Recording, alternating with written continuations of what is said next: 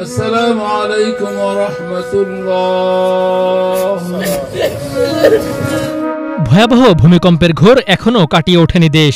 এমনকি উৎপত্তিস্থল নরসিংদীতে নিহত বাবা ছেলের জানাজার আবেগঘন এ দৃশ্য বাড়িয়েছে শোকের মাত্রা।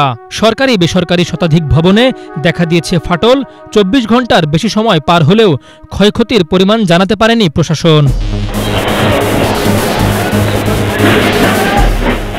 শুক্রবার সকাল 10টা 38 মিনিটে নরসিংদীর মাধবদী এলাকায় উৎপত্তি হয় 5.7 মাত্রার ভয়াবহ ভূমিকম্পের। মুহূর্তেই প্রকম্পিত হয় গোটা জেলা, কেঁপে ওঠে সারা দেশ। ভয়াবহ কম্পনে বিভিন্ন অফিস বাসা থেকে তাড়াহুড়ো করে নামতে গিয়ে আহত হয়েছেন শতাধিক নারী, পুরুষ ও শিশু। বাবা ছেলেসহ এ জেলায় নিহত 5 জন।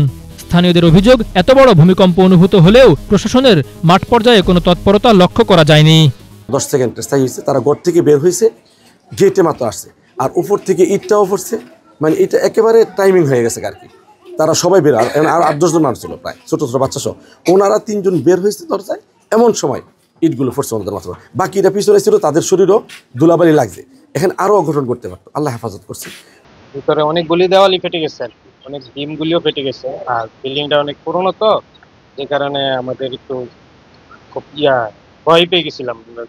না, আমাদের জীবদ্দশায় এরকম ভূমিকম্প দেখি নাই, এবং আমি যতটুকু জানতে পেরেছি আমাদের থেকে যারা সিনিয়র আছে তারাও কোনো সময় এরকম ভূমিকম্প দেখে নাই বা পরিলক্ষিত হয় নাই। আর সবচেয়ে যেটা আতঙ্কের বিষয় ছিল এর কাঁপুনিটা, এবং ভূমিকম্পটা যখন হচ্ছিল তখন একটা আওয়াজ হচ্ছিল, যে মানে কি ধরনের বিদ্যুৎ একটা আওয়াজ, যেটা আরো বেশি আতঙ্কিত আমরা হয়েছি। মোটামুটি বড় বড় বিল্ডিং যেগুলি ফাটল ধরছে, আর দেখো ঘর নিচে ছিল যেমন টিনের ঘর, ওদের কিছু মাল সামান উপর থেকে পড়ে গেছে, যেমন হয়তো কাঁচের গ্লাসটা আছে, কাঁচের প্লেট ভেঙে গেছে।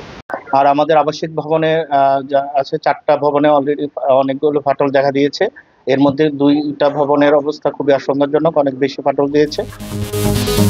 ভূকম্পনের ফলে ক্ষতিগ্রস্ত পলাশ রেসিডেন্সিয়াল মডেল কলেজ মাঠ ও ডেইরি ফার্মের মাটি ফাটলের বিভিন্ন নমুনা সংগ্রহ করছে ঢাকা বিশ্ববিদ্যালয়ের ভূতত্ত্ব বিভাগের 6 সদস্যের একটি প্রতিনিধি দল। আমরা এখন অ্যাকচুয়ালি ভূমিকম্পের উপাত্ত সংগ্রহ করতেছি, যে এই ভূমিকম্পের ফলে পৃষ্ঠের মধ্যে কি কি এভিডেন্স অথবা নিদর্শন আছে যেগুলো এই ভূমিকম্পের সাথে জড়িত।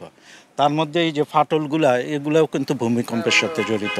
এই যে ফাটলগুলোর যে ডিরেকশন অথবা ওরিয়েন্টেশন, এগুলো সব প্যারালাল টু দি ফল্ট অথবা চ্যুতি, যেটা আমরা শীতলক্ষ্যা নদী বরাবর রান করে।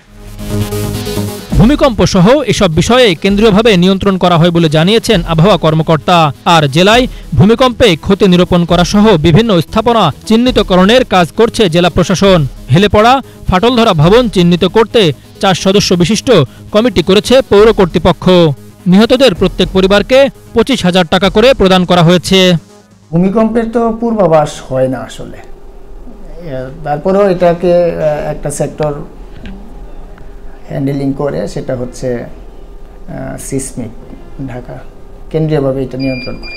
এই ভূমিকম্পের ফলে নরসিংদীতে অনেকে আহত হয়েছেন এবং 5 জন নিহত হয়েছেন। আহত হয়েছেন শতাধিক। এই যারা আহত হয়েছেন তারা অনেকেই হাসপাতালে এসে প্রাথমিক চিকিৎসা নিয়ে বাসা বাড়িতে চলে গিয়েছেন। যারা মোটামুটি আহত ছিল তাদেরকে হাসপাতালে পর্যবেক্ষণে রেখে পরবর্তীতে অনেককে রিলিজ করা হয়েছে। আমাদের যারা 5 জন নিহত হয়েছেন, নিহতের পরিবারকে জেলা প্রশাসনের পক্ষ থেকে 25,000 টাকা করে দেওয়া হয়েছে প্রাথমিকভাবে। ফাটল ধরা যে ভবনগুলো রয়েছে সেগুলো চিহ্নিত করার জন্য পৌর এলাকায়, নরসিংদী সদর পৌর এলাকায় পৌরসভার নির্বাহী প্রকৌশলীকে সভাপতি করে 4 সদস্য বিশিষ্ট একটি কমিটি গঠন করা হয়েছে। পরিকল্পিত নগরায়নের জন্য সঠিক পরিকল্পনা ও আগামীর নিরাপত্তার জন্য প্রশাসনের সুনজর কামনা করছে সুশীল সমাজ। Bangla vision news desk.